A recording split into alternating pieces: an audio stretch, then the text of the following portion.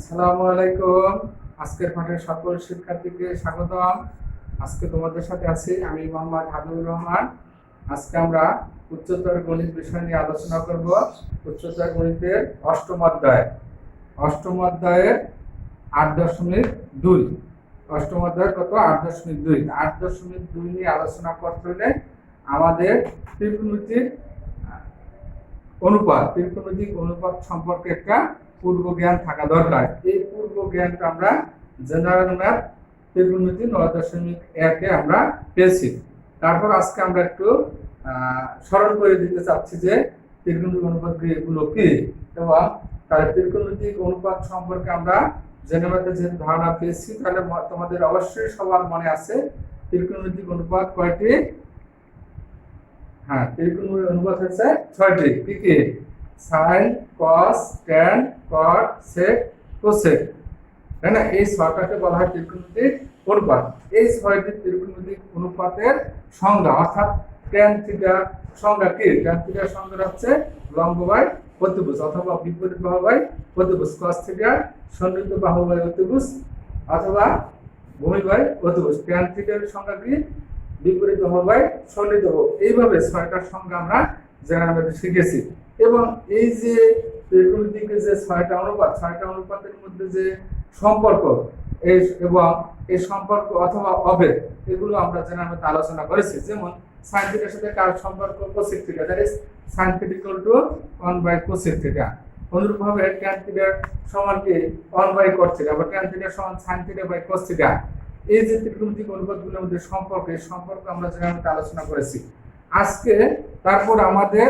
আজকে মূলত আমাদের আলোচনার বিষয় হচ্ছে বিভিন্ন চতুর্ভাগে ত্রিকোণমিতিক অনুপাত সমূহের চিহ্ন কি হবে সে সম্পর্কে আলোচনা করা। বিভিন্ন চতুর্ভাগে ত্রিকোণমিতিক অনুপাত সমূহের চিহ্ন কি হবে সে সম্পর্কে আমরা ব্যাখ্যা করব। তাহলে আমরা একটু দেখে নিচ্ছি আলোচনার বিষয়টা। বিভিন্ন চতুর্ভাগে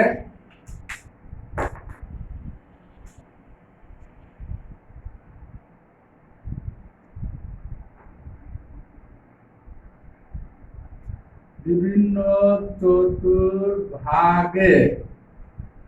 চতুর্ভাগে ত্রিকোণমিতিক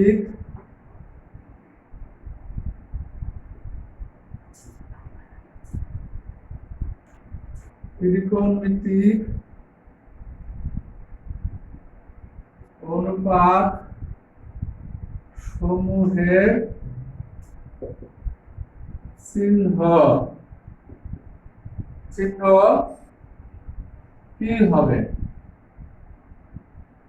চিহ্ন কি হবে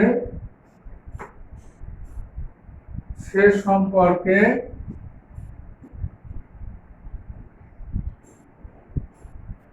ব্যাখ্যা করব।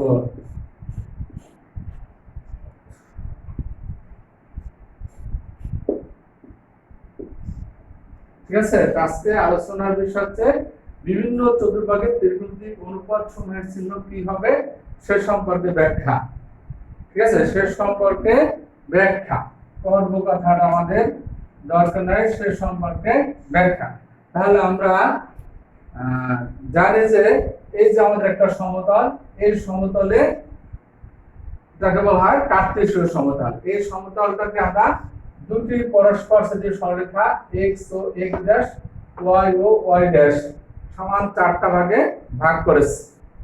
এই সমতলটা দুটি পরস্পর সদৃশ সরলরেখা x ও x ড্যাশ, y ও y ড্যাশ সমান পরস্পর লম্ব লম্বিভাবে ছেদ করেছে। ছেদ করার ফলে তলটি দিচ্ছে সমান 4টি ভাগে বিভক্ত হয়েছে। তাহলে এই বিভক্ত হয়েছে, তাহলে এখানে 4টা চতুর্ভাগ। তাহলে এই অংশটাকে বলা হয় প্রথম চতুর্ভাগ, এটার নাম হচ্ছে দ্বিতীয় চতুর্ভাগ, এটার নাম হচ্ছে তৃতীয় চতুর্ভাগ, এটার নাম হচ্ছে চতুর্থ চতুর্ভাগ। ঠিক আছে? এই 4টি চতুর্ভাগে বিভক্ত হলো। তাহলে 4টি চতুর্ভাগে, তাহলে কোন চতুর্ভাগে ত্রিকোণমিতিক অনুপাতগুলোর চিহ্ন কি হবে সে সম্পর্কে আমরা বিস্তারিত আলোচনা করব। ওকে? তাহলে আমরা প্রথম চতুর্ভাগে আমরা এর আগে একটু বীজগণিতের যে আমাদের যে বিন্দু বসানোর যে নিয়ম আমরা অষ্টম শ্রেণীতে শিখে আসছি, নবম শ্রেণীতে পূর্বে আলোচনা করেছি। 12.1-এ আমরা যখন সমাধান করে লেখচিত্র অঙ্কন করে, তাহলে প্রথম চতুর্ভাগে কি হয়, দুইটা x এবং y দুইটার মানে ধনাত্মক। দ্বিতীয় চতুর্ভাগে প্রথম চতুর্ভাগে দুইটাই ধনাত্মক, দ্বিতীয় চতুর্ভাগে x এর মান থাকে ঋণাত্মক, y এর মান ধনাত্মক। তৃতীয় চতুর্ভাগে দুইটাই ঋণাত্মক। চতুর্থ চতুর্ভাগে কি হয়, x থাকে ধনাত্মক, y থাকে ঋণাত্মক। এটা হলো x এর মান, x এবং y অর্থাৎ ভুজ এবং ত্রুটির যে হিসাব, সেই হিসেবে আজকে আমরা আমাদের আলোচনার মূলত বিষয় হচ্ছে ত্রিকোণমিতিক অনুপাতগুলোর চিহ্ন নিয়ে। তাহলে কোন চতুর্ভাগে ত্রিকোণমিতিক অনুপাতের চিহ্ন কি রকম হবে সে সম্পর্কে আমরা আলোচনা করব। আমরা জ্যামিতিতে আমরা জানি যে একটা কোণ উৎপন্ন করতে হলে দুটো রশ্মি লাগে। যেমন এখানে দেখো এ ও বি একটা কোণ, এই কোণের একটি শীর্ষবিন্দু আছে ও, বা এই অভিমুখী কোণ উৎপন্ন হয়েছে ওই একটা রশ্মি এবং ওই একটা রশ্মি। কিন্তু ত্রিকোণমিতির ক্ষেত্রে কোণ উৎপন্ন হইতে হইলে এখানেও দুটো রশ্মি লাগবে। একটা রশ্মি থাকবে স্থির, আর একটা রশ্মি কি করবে, ঘুরবে, ওই রশ্মির সাপেক্ষে সে ঘুরবে। তাহলে আমরা ত্রিকোণমিতিতে কোণ আঁকার সময় আমাদের একটা আদর্শ অবস্থান জানা থাকতে হবে। তাহলে ওই রশ্মিকে কি রশ্মি বলা হয়, আদি রশ্মি। বা ওই রশ্মিকে আদি রশ্মি ধরে এখান থেকে আমাদের কি করতে হবে, বিন্দু ঘুরে নিতে হবে। তাহলে ওই রশ্মিটাকে আমরা আদি রশ্মি ধরবো। আদি রশ্মি ধরে এখান থেকে আমরা একটা কোণ আঁকবো। সবাই একটু খেয়াল করো।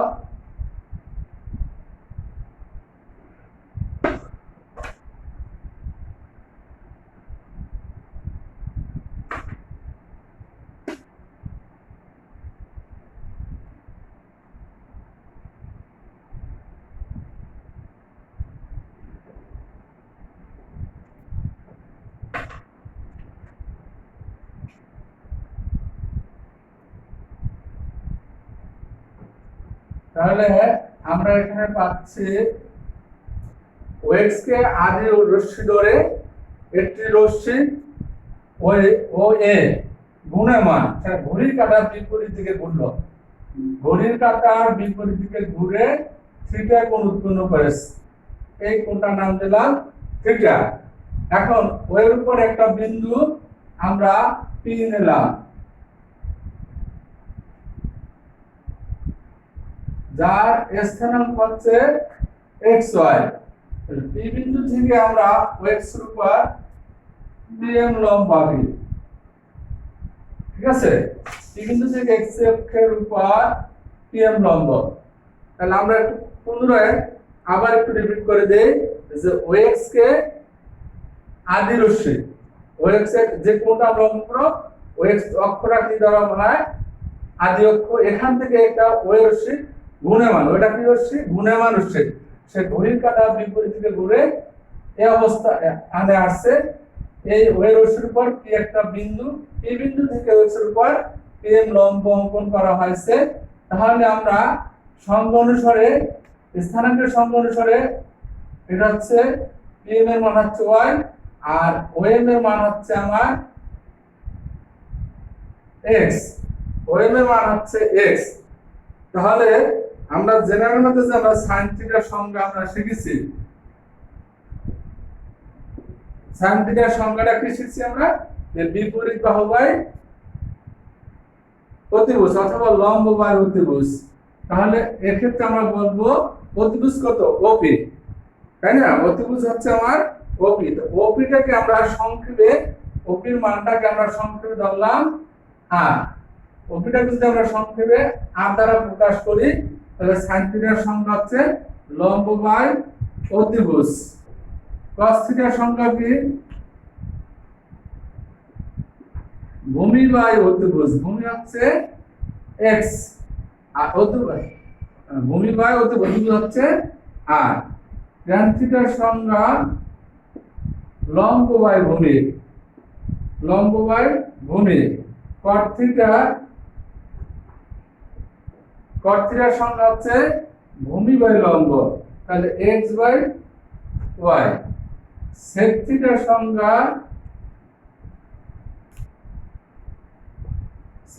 সংজ্ঞা হচ্ছে অতিভুজ বাই ভূমি, তাহলে r বাই x। cosec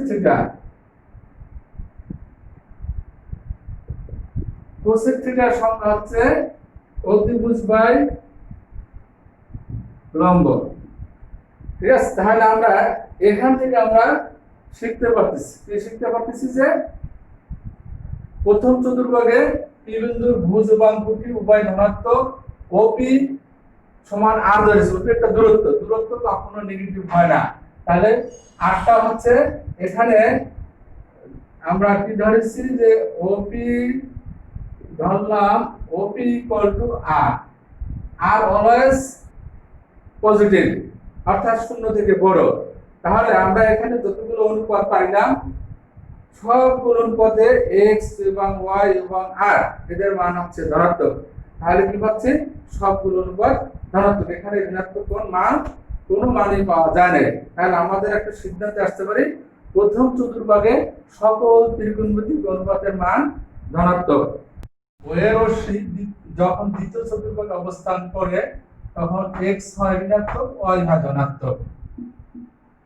আমরা জানি যে x এর মান ঋণাত্মক, y এর মান ধনাত্মক।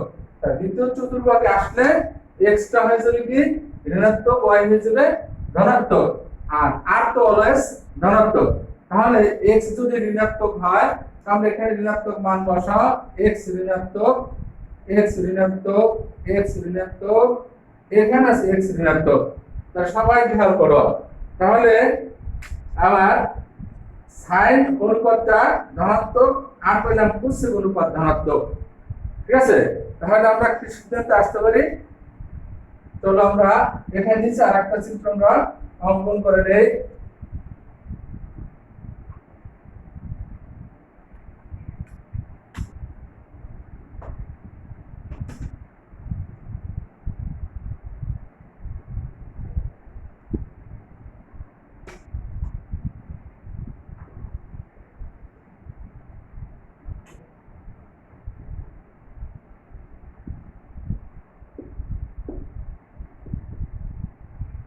x হলো y ড্যাশ ও বিন্দু, তাহলে প্রথম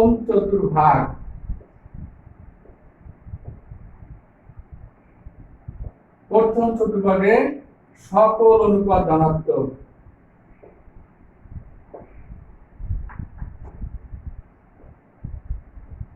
সকল অনুপাত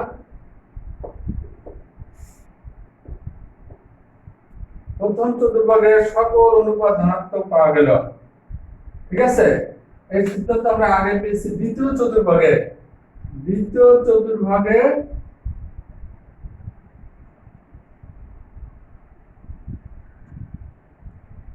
তাহলে কি এখানে দ্বিতীয় চতুর্ভাগে আমরা পাইলাম সাইন ধনাত্মক, কোসেক ধনাত্মক। সাইন এবং কোসেক, সাইন কোসেক ধনাত্মক, সংক্ষেপে আমরা লিখলাম পজিটিভ। অন্য সব অনুপাত ঋণাত্মক, তাহলে অন্য সব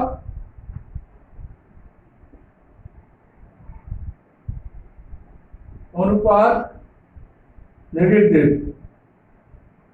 ঠিক আছে, এবার চলো তৃতীয় চতুর্ভাগে আমরা যাই।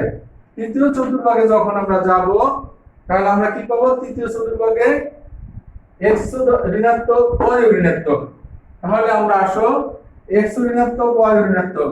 তাহলে x y কোথায়? এই যে y ঋণাত্মক, x ঋণাত্মক, এখানে দুটোই ঋণাত্মক। তাহলে মাইনাস মাইনাসে প্লাস হবে, এখানে মান পাবা y বাই x। কটের ক্ষেত্রে আবার দুটো ঋণাত্মক, মাইনাস মাইনাসে প্লাস x বাই y। বাকি এখানেও ঋণাত্মক, এখানেও ঋণাত্মক। ঠিক আছে, তাহলে তৃতীয় চতুর্ভাগে আমরা কি পেলাম? tan এবং cot, ধনাত্মক তৃতীয় চতুর্ভাগে আমরা পাইলাম। তাহলে তৃতীয় চতুর্ভাগ tan, এবং কট এরা হচ্ছে পজিটিভ। ঠিক আছে, তৃতীয় চতুর্ভাগের ট্যান কট পজিটিভ, অন্য সব অনুপাত ঋণাত্মক। তাহলে অন্য সব অনুপাত, অন্য সব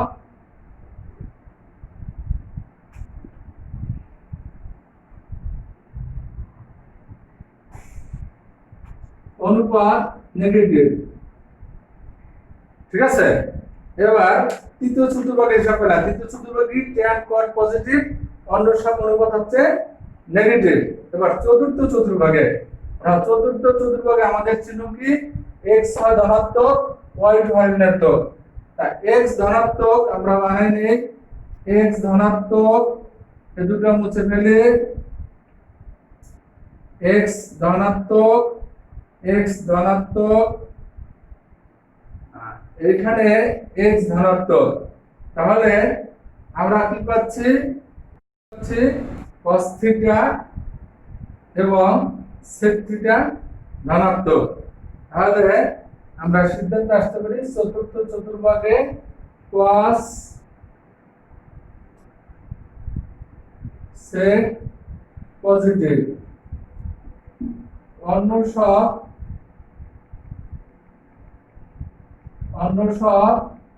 অনুপাত নেগেটিভ। ঠিক আছে, তাহলে আমরা একটা মূল সিদ্ধান্তে আমরা চলে আসি যে চতুর্ভাগের হিসাবে প্রথম চতুর্ভাগে সকল অনুপাত ধনাত্মক, দ্বিতীয় চতুর্ভাগে sin cos ধনাত্মক, দ্যাট ইজ পজিটিভ, অন্য সব অনুপাত নেগেটিভ, তৃতীয় চতুর্ভাগে tan cot পজিটিভ, অন্য সব অনুপাত নেগেটিভ, চতুর্থ চতুর্ভাগে cos sec পজিটিভ, অন্য সব অনুপাত নেগেটিভ।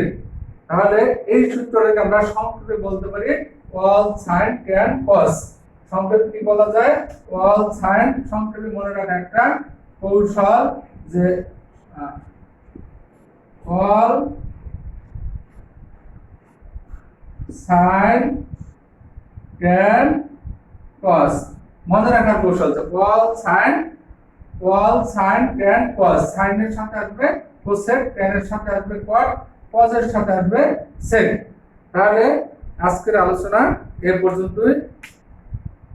আমরা সবাই ভালো থাকবো, বাসায় থাকবো, নিরাপদে থাকবো, আমরা পড়াশোনা করব। আগামী ক্লাসে আমরা অনুশীলনী থেকে অঙ্ক করিয়ে দেব। আজকে পর্যন্তই, আল্লাহ হাফেজ।